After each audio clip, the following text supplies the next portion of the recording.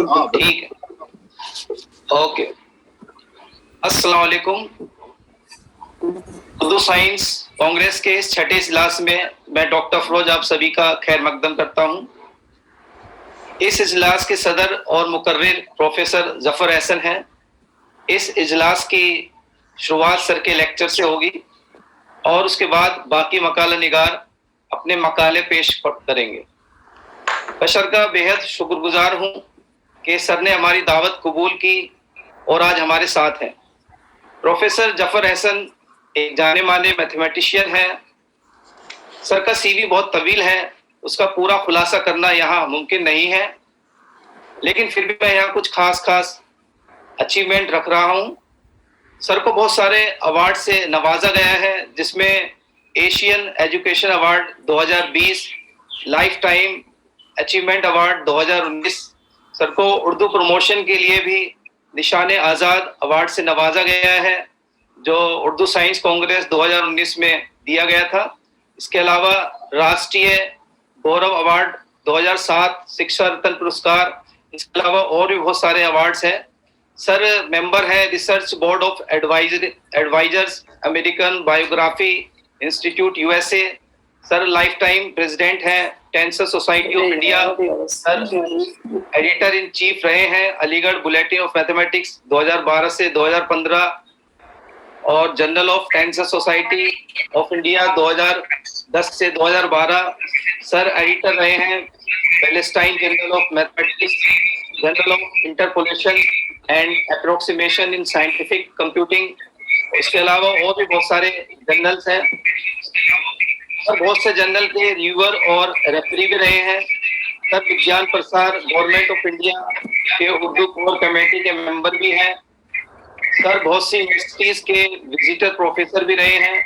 अभी भी sir institute San इस्लाम USIM Malaysia के रिसर्च फेलो हैं और मानू में भी डिपार्टमेंट ऑफ मैथमेटिक्स के विजिटिंग प्रोफेसर हैं। सर बहुत सी नेशनल एंड इंटरनेशनल कॉन्फ्रेंसेस के कन्वेनर भी रहे हैं और बहुत सारे रिफ्रेशेस कोर्स के कोर्स कोऑर्डिनेटर भी रहे हैं।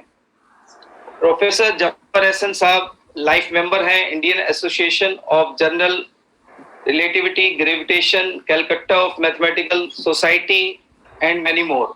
प्रोफेसर जफर एहसन साहब ने BSc honours mathematics, MPhil, MSc mathematics, PhD की तालीम अलीगढ़ मुस्लिम यूनिवर्सिटी से हासिल की है। सर ने 105 रिसर्च पेपर नेशनल और इंटरनेशनल रेप्यूटेड जर्नल में शाये किए हैं। सर ने 97 कॉन्फ्रेंस में इंडिया और बाहर हिस्सा लिया है, जिसमें सर ने 76 कॉन्फ्रेंसेज में इनवाइटेड टॉक दी है।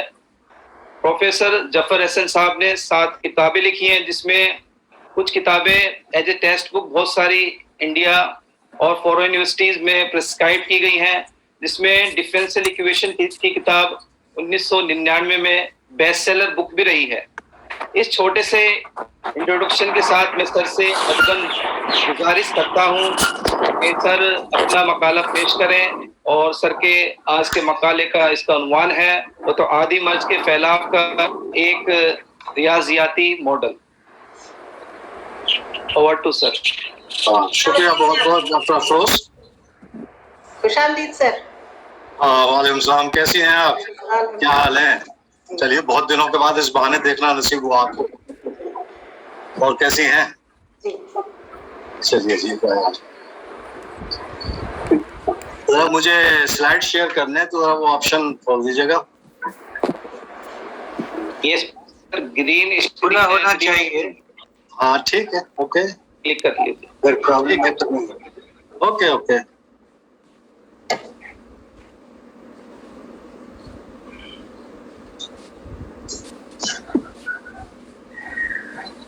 हाँ लेकिन ये स्क्रीन पे आया नहीं, क्या बात है?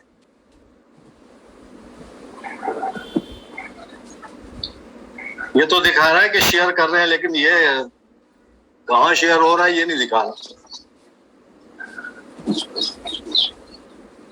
आपका ब्राउजर दिख रहा है? हाँ आया, अभी आ गया।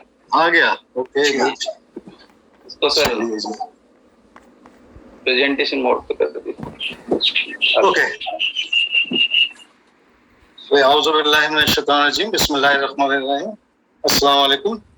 सबसे पहले तो माजरत कि मुझे इतने दिन हो गए अभी तक उर्दू में टाइप करना ना सीख पाया, तो चुनांचे ये है तो अंग्रेजी में लिखा हुआ, लेकिन मैं बोलूंगा उर्दू में, तो इसके लिए माजरत है। तो बहरहाल उर्दू यूनिवर्सिटी में जो है अंग्रेजी में लिखा जा रहा है।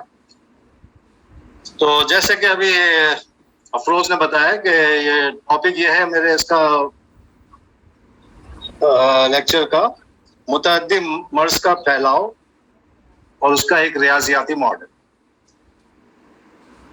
देखिए आजकल जो है हम सब लोग जो है इस कोरोना वायरस के बारे में इतना ज्यादा लिटरेचर फैल चुका है कि तकरीबन बच्चा जो है इसके बारे में जानने लगे।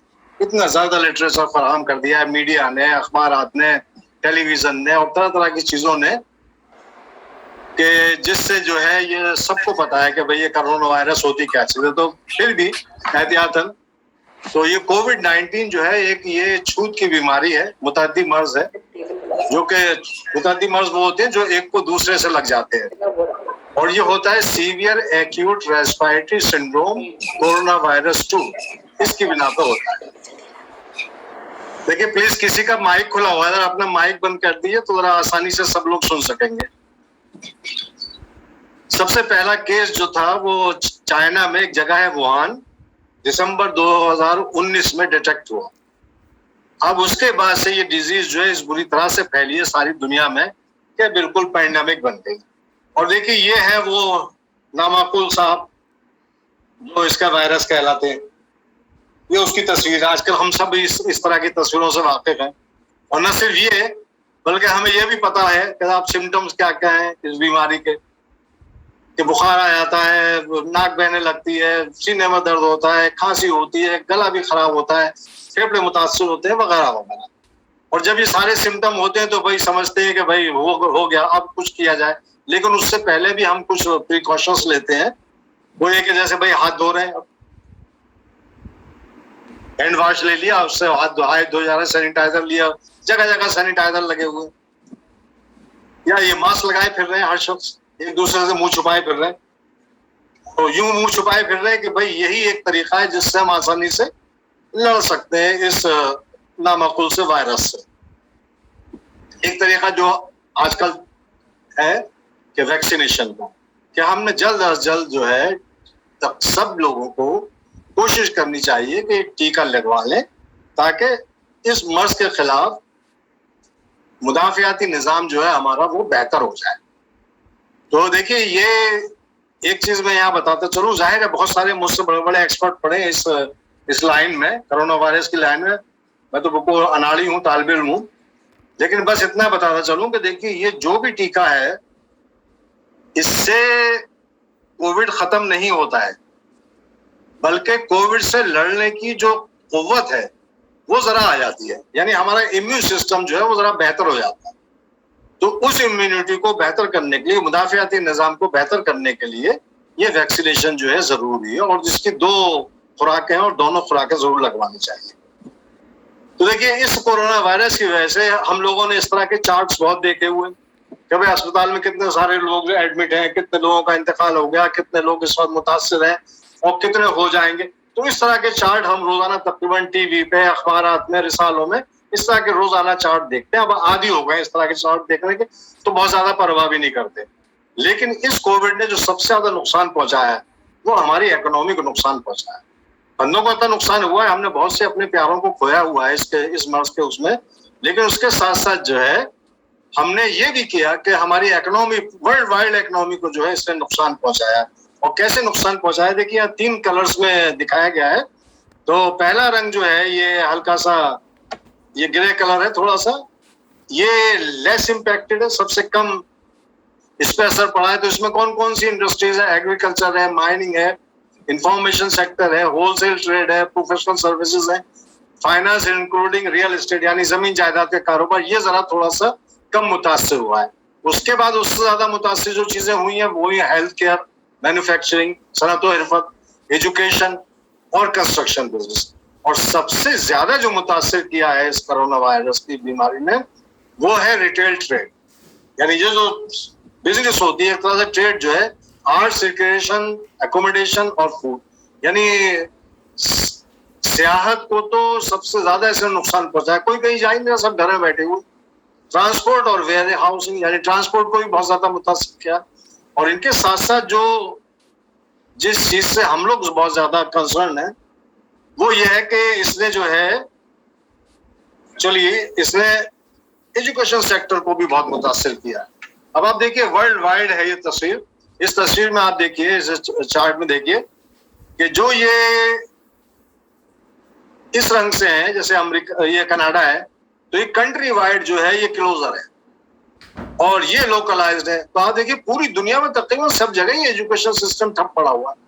गिनती के 2-1 लोग हैं जो खुले हुए हैं, और वो 2-1 जगह कौन सी, जैसे आइसलैंड है, जाहिर है वहां रहते कितने बंदे, तो वो वहां अलबत्ता एजुकेशन इंस्टीट्यूशन खुले। लेकिन आप इस चार्ट को देखिए तो लगेगा कि दुनिया भर में जो है इसने आफत फैलाई हो। इसीलिए इसको पैंडेमिक कहा कि बुरी तरह से पूरी दुनिया को उसने मुतासिर किया है, हर चीज मुतासिर की है, कोई चीज इसने छोड़ी नहीं बस। और हमारी हेल्थ के ऊपर भी असरअंदाज हुआ है। इस तरह से इंसानी हेल्थ के ऊपर असरअंदाज हुआ कि मेंटल हेल्थ प्रॉब्लम।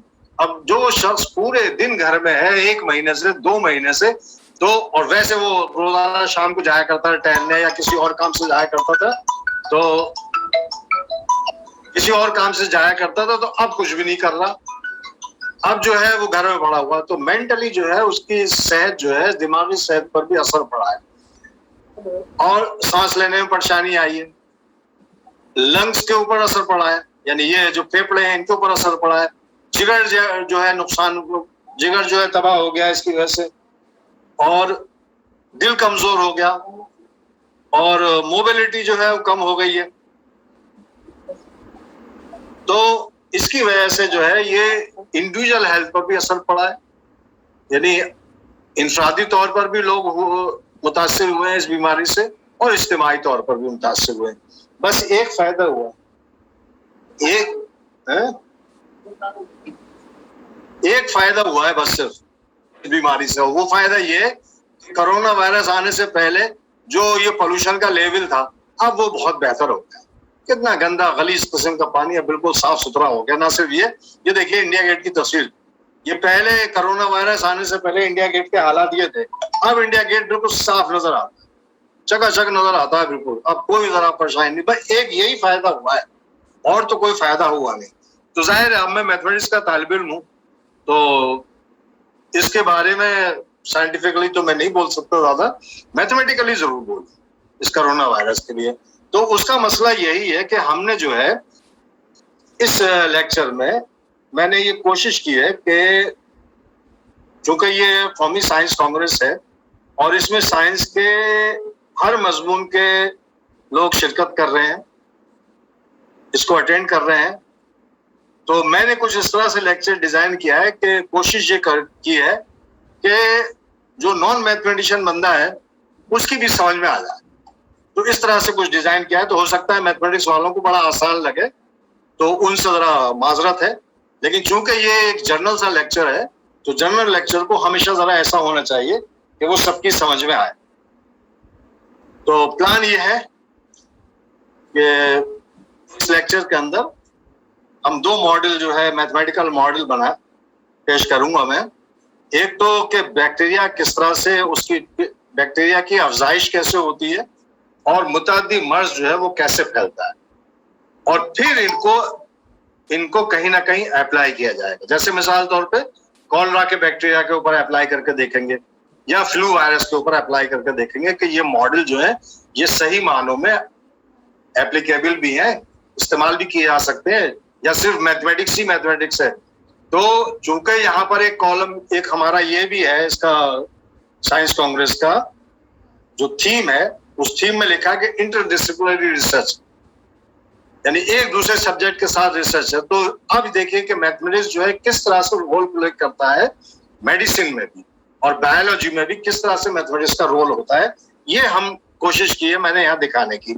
और फिर यहाँ पर हमने ये भी दिखाएंगे कि ये क्यों जरूरी है कि जो पर्सन इन्फेक्टेड है, जो बंदा इन्फेक्टेड है, उसको क्वारंटीन क्यों किया करते हैं, क्या जरूरत है मैथमेटिकली, उसकी क्या जरूरत है। तो ये हमारा प्रोग्राम है इसमें।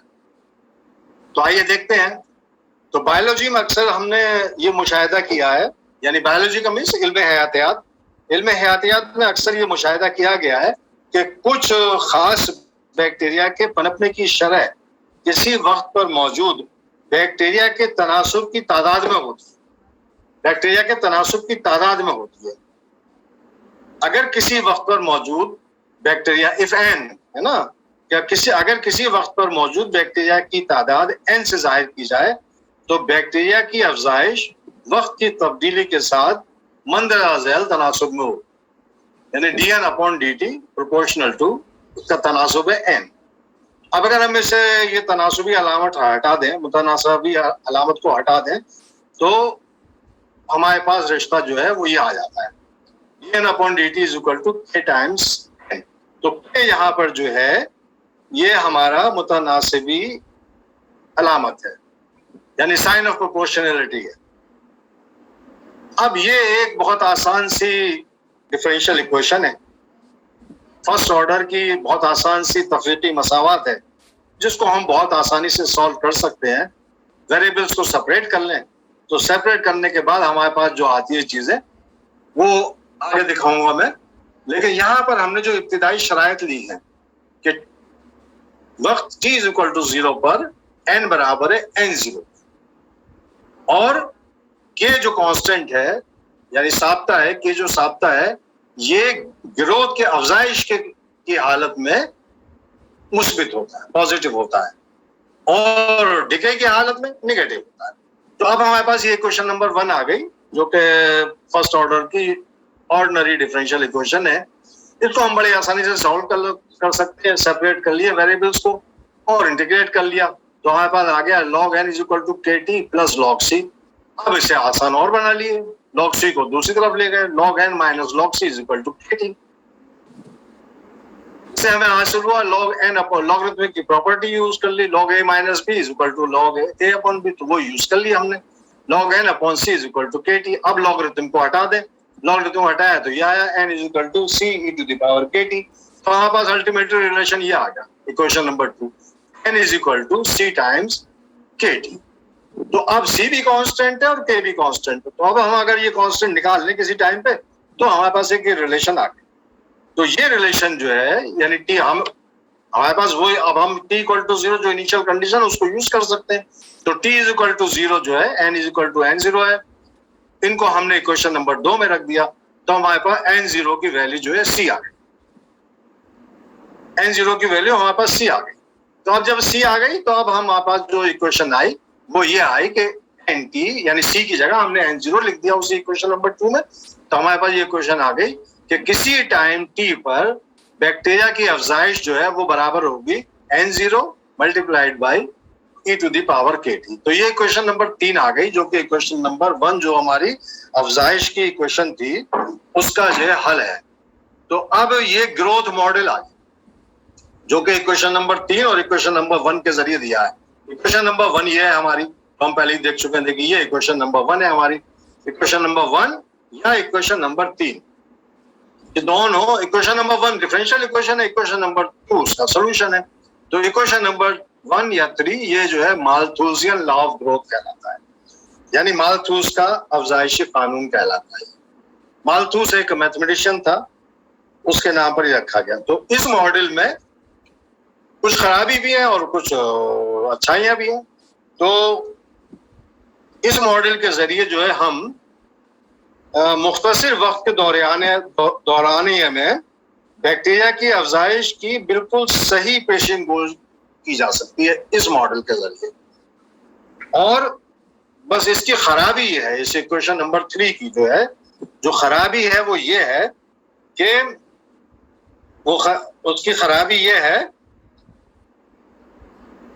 कि जब वक्त t इन्फिनिटी की तरफ जा रहा है, यानी वक्त t जो है इन्फिनिटी की तरफ जा रहा है, तो अफजाइश भी इन्फिनिटी की तरफ जाती है, यानी अफजाइश भी लामहदूद हो जाती है। अगर t लामहदूद है तो अफजाइश जो है ग्रोथ वो भी लामहदूद हो जाती है। यानी जैसे जैसे वक्त गुजरता जाता है बैक्टीरिया की अफजाइश भी लामहदूद होती जाती है, जो कि हकीकत के परे है। हकीकत में ऐसा नहीं होता है। क्यों? क्यों नहीं होता? क्योंकि एक मखसूस वक्त के बाद सेल या बैक्टीरिया की अफजाइश जो है रुक जाती है, क्योंकि सेल या बैक्टीरिया अपना मखसूस साइज हासिल कर चुके होते हैं। बस हकीकी हालात से मुआफ़त रखने के लिए मालथूस के कानून में तामीम जारी है, यानी इसका जनरलाइजेशन जरूरी है। लेकिन कबल इसके कि हम इसको जनरलाइज करें, बिल्कुल रियलिस्टिक सिचुएशन, हकीकी हालात के ऊपर इसको हम जनरलाइज करें, आइए जरा इसको इस्तेमाल करके देखते हैं कि ये क्वेश्चन जो है कहाँ इस्तेमाल हो सकती है और किस तरह के नताइज हमें मिलते हैं। तो इसको हम अप्लाई करते हैं कॉलरा के बैक्टीरिया के, कि कॉलरा के बैक्टीरिया जो है किस तरह से उनकी अफजाइश होती है। उस पर इस आसान सी क्वेश्चन को, इस आसान से कानून को इस्तेमाल करके देखें। तो देखिए, जो लोग मॉडलिंग करते हैं, मैथमेटिकल मॉडलिंग जो लोग करते हैं, उनके लिए खास तौर से मैं बताऊं कि जब भी आप किसी सिचुएशन का मॉडलिंग करें तो हमेशा बहुत आसान से हालात से शुरू करें। एकदम बहुत सारी मुश्किल वाली चीजें ना लें, आसान सी सिचुएशन लें, बहुत आसान से हालात लें, और फिर जब वो मॉडल आ जाए उसे अप्लाई करें, फिर उसके ड्रॉबैक देखें, फिर उसके अंदर आहिस्ता आहिस्ता सारे पैरामीटर डालें, तब जाके आता है मामला।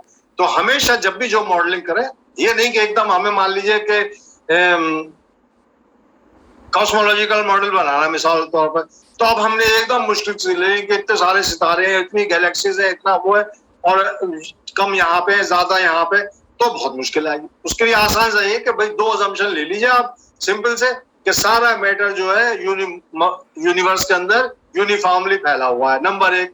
और दूसरा ये कि आप जिधर चाहे देखें सारे डायरेक्शन देखें, तो ये कहलाते हैं सिंप्लीफाइंग असम्पशन। तो सबसे पहले हम एक सिंपल मॉडल बनाते हैं, और जब वो सिंपल मॉडल काम करने लगता है और फिर उसकी खराबियां जब सामने आती हैं, तब फिर हम उससे लेकर के एक अलग मॉडल बनाते हैं जो कि रियलिस्टिक मॉडल हो, जो कि हकीकी हालात से मुआफ़त रखता हो। तो आइए अप्लाई करते हैं इस माल्थुसियन लॉ को कॉलरा के बैक्टीरिया पर। तो अब ये मिसाल देखिए, एक मिसाल मैंने ली है, और मिसाल ये कहती है कि तजर्बेगाह के मुनासिब हालात में ये मालूम है हमें कि हैजे का बैक्टीरिया हर आधे घंटे बाद में दुगना हो जाता है। तो हमने मालूम करना है कि हैजे के बैक्टीरिया की तादाद 24 घंटे बाद कितनी हो। तो ये बहुत आसान है भाई, हमें दिया हुआ है कि t=0 पर n यानी एक बैक्टीरिया है, सबसे पहले आधे घंटे पे डबल हो जाता है। देख चुके हैं इक्वेशन नंबर 3, ये आया भाई 2 पॉइंट सिचुएशन नहीं, कुछ बैक्टीरिया अफजाइश है या शाम को, तो वबाई अमराज है, वबाई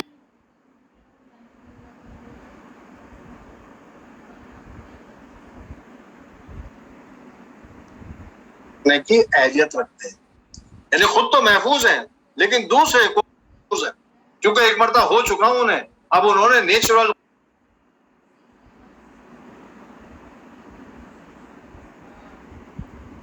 हॉस्टल के तुलबा के ग्रुप तक पाबंद करते हैं, जो कि हॉस्टल में एक वाई मर्ज नहीं है।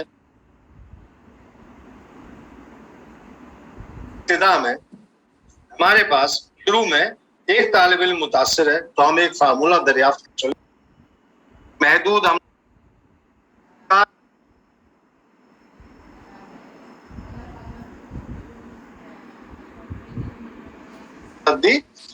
तालिब इल्मों की तादाद को जाहिर करता है, और NU गैर मुतअद्दी तालिब इल्मों की तादाद को जाहिर करता है। बस अगर कुल तुलबा की तादाद n है, जो कि एक कांस्टेंट है, तो n बराबर होगा NI प्लस, ये सबसे पहले 1999 में छपी थी, सन 99 में छपी थी सबसे पहले। उसके बाद दूसरा एडिशन इसका आया 2004 में, और अब ये तीसरा एडिशन 2016 में आया हुआ है, और इसका ये 17th प्रिंट जो है 2019 में आया। अब चूंकि हर शख्स अपनी चीज की तारीफ तो करता, बुराई तो करता नहीं, लेकिन बहरहाल मजबूरी है मेरे साथ कि तेलंगाना और आंध्र प्रदेश की सारी यूनिवर्सिटियों में ये किताब एज ए टेक्स्ट बुक लगी हुई है, मानूम है भी यही पढ़ाई जाती है। और न सिर्फ इसमें बल्कि हिंदुस्तान से बाहर भी कई मुल्क हैं, जापान, रशिया, मैक्सिको, चेक रिपब्लिक, और गल्फ के कुछ कंट्रीज जैसे जॉर्डन, सऊदी, इन श्रीलंका, बांग्लादेश और पाकिस्तान में तो है ही, इन ममालिक में ये एज ए टेक्स्ट बुक लगी हुई। बहरहाल तो इसी के साथ मैं खत्म करने की इजाजत चाहूंगा। बहुत बहुत शुक्रिया, आप लोगों ने मुझे बड़ी संजीदगी के साथ सुना। तो जाहिर है अगर कुछ सवालात वगैरह होते हैं तो जैसा ये बताएं हमारे अफरोज साहब या हसन साहब कि क्या पॉलिसी है।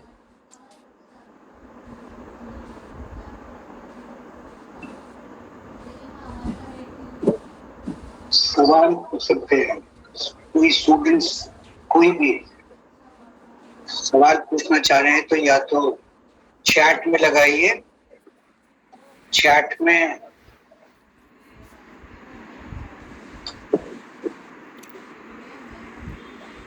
या अपना माइक ऑन कर सवाल पूछ सकते हैं।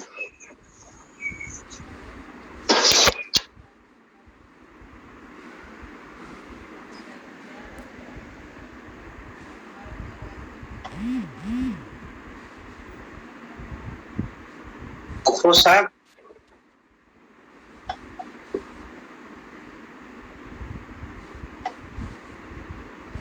हेलो।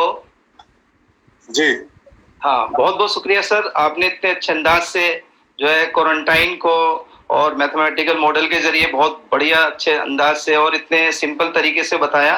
मुझे लगता है कि सबको बहुत अच्छे से समझ में आया होगा। और मैं इस बेहद ज़रूरी उन्वान पर और आपके सुनहरी अल्फाज की बहुत शुक्रिया अदा करता हूँ। और आपका इस उन्वान पर गौर व फिक्र बहुत ही काबिल तारीफ है। और I am thankful to you for your prudent opinion. This will really helpful for academician and researchers of this domain. बहुत बहुत शुक्रिया सर। अब मैं जो है इस इजलास को थोड़ा आगे ले जाता हूँ और इसमें जो हमारे पार्टिसिपेंट्स हैं उनको मकाला पढ़ने के लिए 10 मिनट दिए जाएंगे, जिसमें 8 मिनट मकाले के लिए और 2 मिनट क्वेश्चंस के लिए होंगे। और उनको हम ये भी बताना चाहेंगे कि आप लोगों में से जो भी मकाला पढ़ेंगे वो, क्योंकि उनको एक टाइम की कमी रहेगी, 8 मिनट दिए जाएंगे, तो अपने जो मेन उनका जो काम है उस पर फोकस करें। नहीं तो अगर वो स्टार्टिंग में इंट्रोडक्शन में ही सारा टाइम खत्म कर देंगे तो पूरा वो होगा नहीं, क्योंकि हम 8 मिनट ही देंगे। तो इसलिए आपका ज़्यादा फोकस जो है अपने काम पे ही रहना चाहिए, ताकि जो है टाइम जो है आपका पूरा पूरा इस्तेमाल हो और वो सही तरीके से आप अपने टॉपिक को कवर कर सकें। तो आज के हमारे पहले इसमें मकाला निगार हैं आयशा तरन्नुम। आयशा तरन्नुम है आप यहाँ पे? हेलो।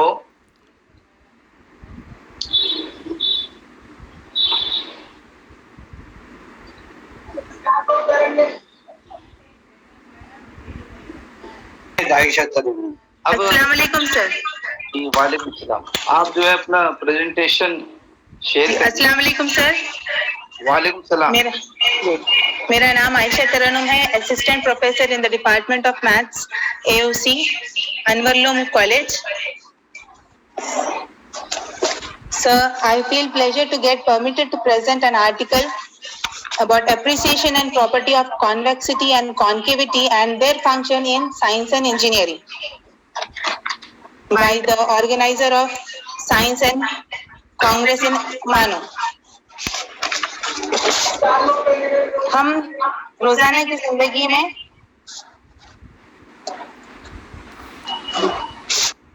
में शीशा का इस्तेमाल बहुत अलग का मौजूद उसी पर मुश्तमिल प्रॉपर्टी, उसकी बेइंतहा इस्तेमाल, तबियत और उनके तफाउलात रियाज पर अपनी बात पेश कर रही हूँ।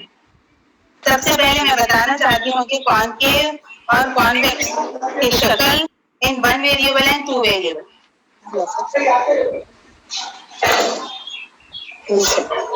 नीचे जाना।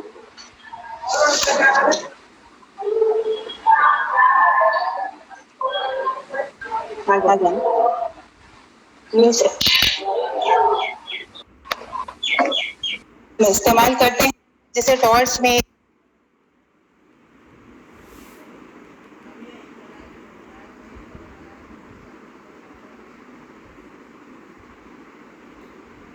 GF नीचे से DCB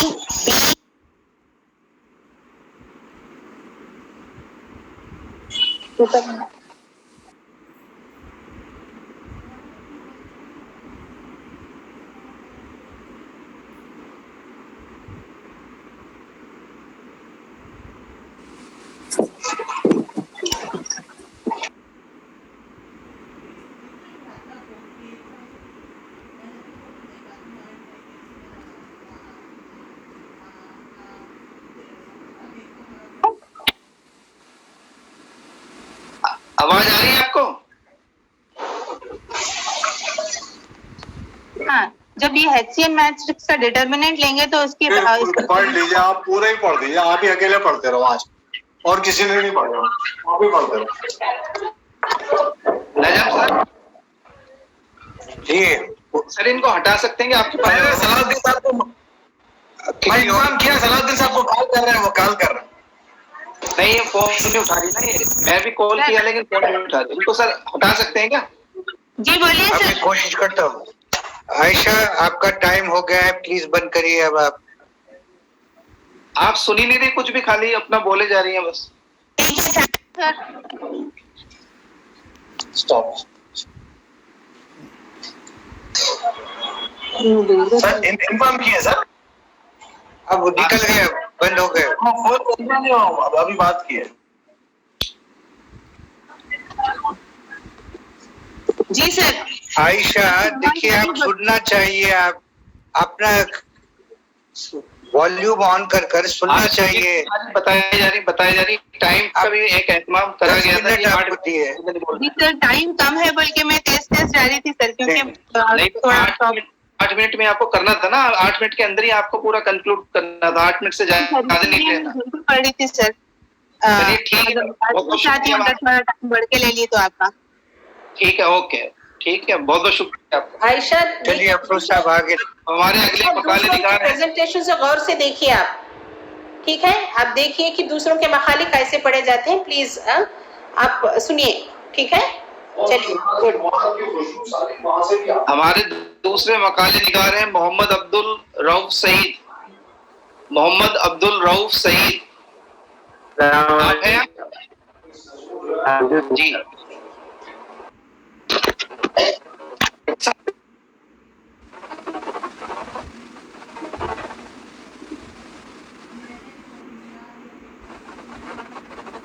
अब्दुल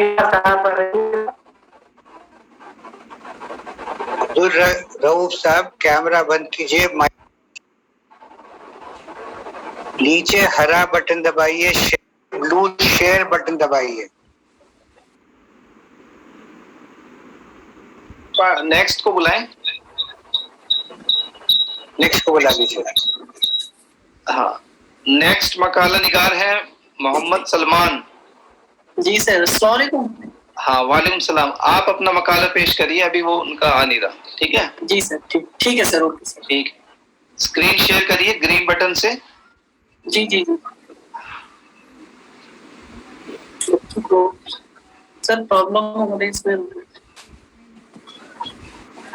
जी सर, स्क्रीन शेयर हो गया सर? हाँ, अभी नहीं हुआ, अभी हो जाएगा। हो गया। हाँ, हो गया। जी सर, जी सर, जी अस्सलाम वालेकुम। जी शुरू कर सकता हूँ सर मैं? हाँ, इसको आप F5 दबाइए तो फुल स्क्रीन आ जाएगा, ये F5। ठीक है सर।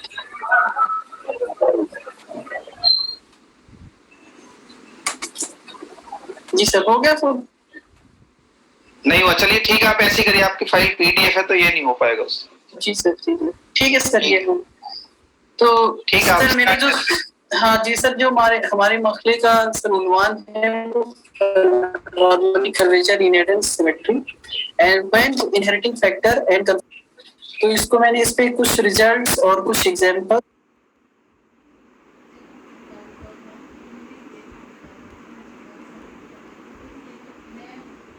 होता है।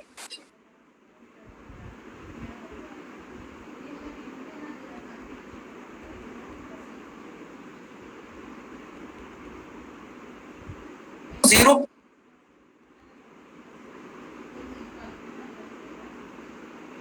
Curvature tensor twice beta times of GIZ plus M.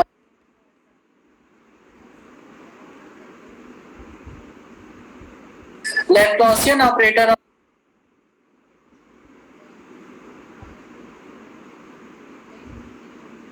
के सभी ये जितने हैं ये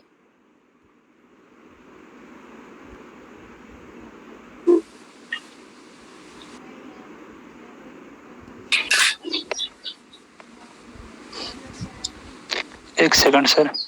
देखिए अभी हमारा ये जो टाइम है वैसे तो ये ज्यादा ही हो गया और अभी हमें ये वैलिडिक्टिव प्रोग्राम भी स्टार्ट करना है, इसलिए आप लोगों से गुजारिश है कि आप विद इन 5 to 6 मिनट अपना जो है टॉक कंप्लीट करें और जी सर। 1-2 मिनट सवालात के लिए, तो टाइम का थोड़ा ध्यान दें और उस हिसाब से जो आप अपना प्रेजेंटेशन दें।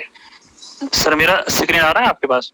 हाँ आ रहा है, आपका स्क्रीन शेयर हो रहा है। Yes okay sir. अस्सलाम वालेकुम। वालेकुम सलाम। मेरा नाम मोहम्मद आसिफ पढ़ रहा है। मैं रिसर्च स्कॉलर हूँ department of mathematics, Maulana Azad national Urdu university Hyderabad. मैं अपनी रिसर्च डॉक्टर अफरोज सर के अंडर कर रहा हूँ, जो हेड ऑफ डिपार्टमेंट है, department of mathematics, Maulana Azad national Urdu university Hyderabad.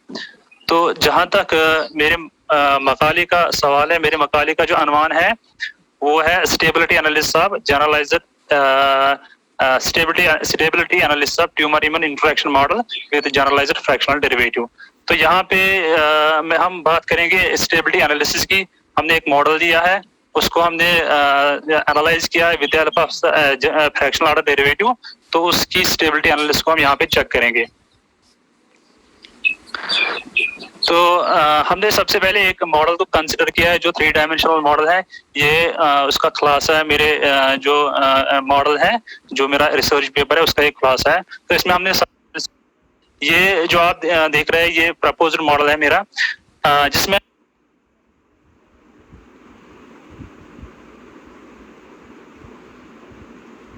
Similarly जो सेकंड इक्वेशन है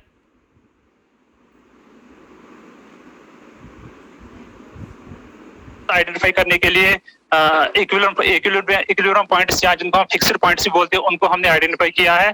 फिर हमने उन इक्विलिब्रियम पॉइंट्स की स्टेबिलिटी एनालिसिस की है। उस स्टेबिलिटी एनालिसिस को करने के लिए हमने रूथ हावर्ड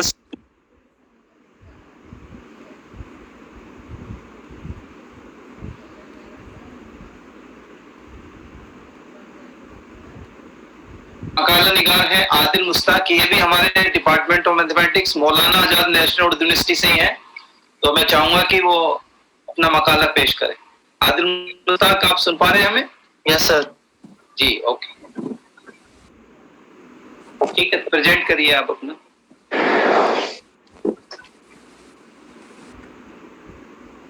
क्लियर आ रहा है सर? बेसिक क्या प्रॉब्लम? सर फाइल ओपन है back.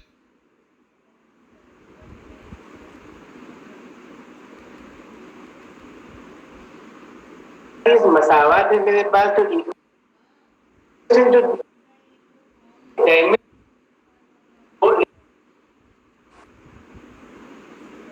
Medical expression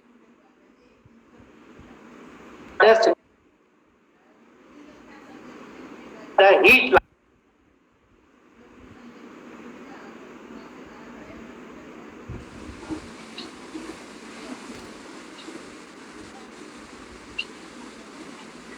Adil Mushtaq है तो यहाँ पर बोल नहीं रहे।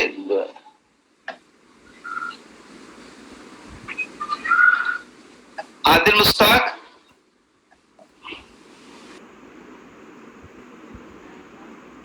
अब बोला।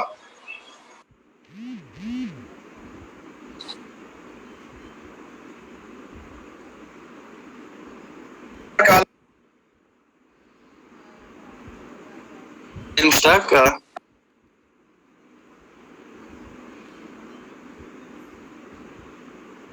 give the extension of this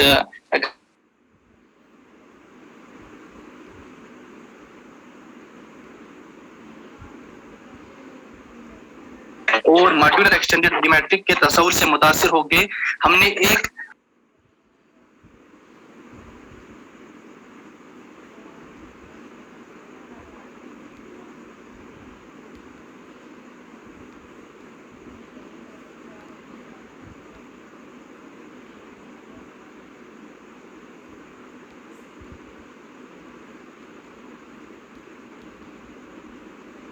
post 1 be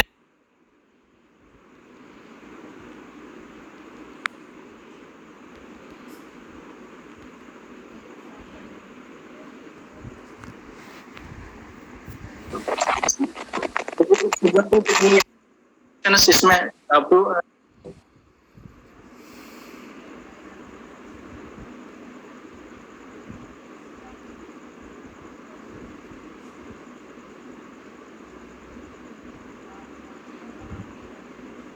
बखिया 2 Hyderabad के गुर्दोपेश के ब्रांचेस में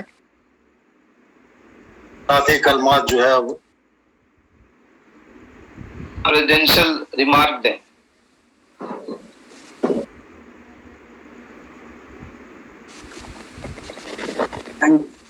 दिस रेफरेंसेस जो पेपर्स हमने यूज किए इसमें।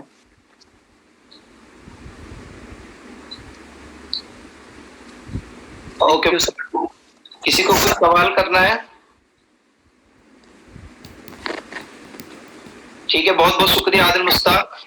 अब मैं सदर इजलास प्रोफेसर जफर एहसन साहब से गुजारिश करता हूं कि वो अपना प्रेसिडेंशियल रिमार्क दें। प्रोफेसर जफर एहसन साहब। जी, शुक्रिया डॉक्टर अफरोज। अब ये सबसे मुश्किल काम आपने मेरे ज़िम्मे कर दिया कि सदराती कलमात जो है अब कहना कुछ, क्योंकि जब मैं खुद ही लेक्चर दे चुका तो अब मैं अपने लेक्चर की तारीफ नहीं कर सकता। वो तो सर मैंने कर दी। हाँ, तो बस ये कि प्रेजेंटर्स के लिए कह सकते हैं कि भाई ये 5 लोगों ने पेपर प्रेजेंट किए मुख्तलिफ मैथमेटिक्स की मुख्तलिफ ब्रांचेस में। एक साहिबा आयशा तरन्नुम, फिर अब्दुल रऊफ, मोहम्मद सलमान, मोहम्मद आसिफ, आदिल मुश्ताक। इसमें से 2 आसिफ और आदिल ये मानू से ताल्लुक रखते हैं, एक अलीगढ़ मुस्लिम यूनिवर्सिटी से, बकिया 2 हैदराबाद के गुर्दोपेश के कॉलेजेस से। तो बहरहाल जैसा कि आमतौर से होता है कि जब ये पेपर रीडिंग सेशन होता है तो उसमें कुछ ना कुछ प्रॉब्लम्स आती ही है, और जब से ये ऑनलाइन चला है जब से ज्यादा ही प्रॉब्लम आने लगी।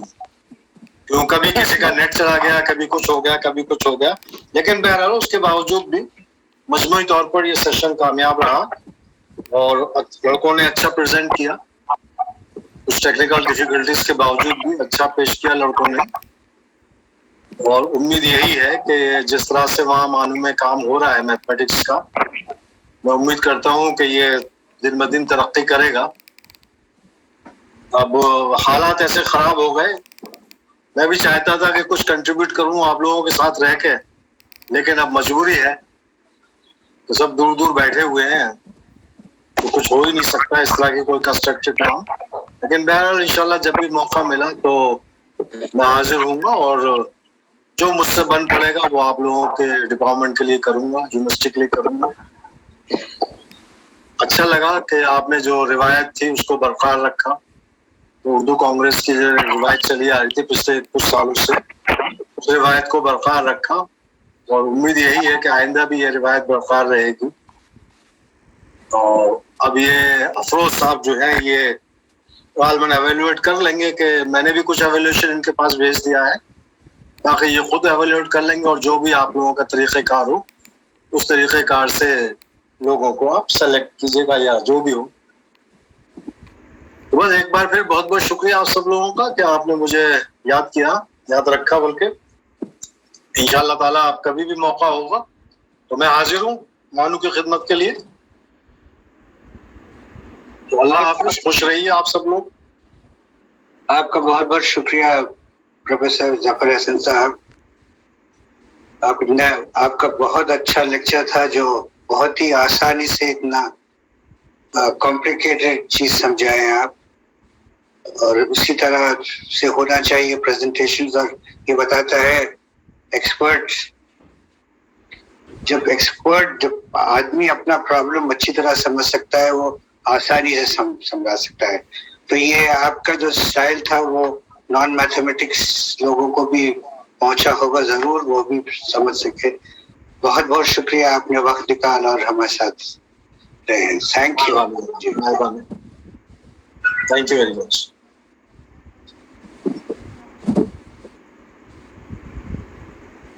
अब हम कांग्रेस के अफरोज साहब म्यूट है माइक आपका।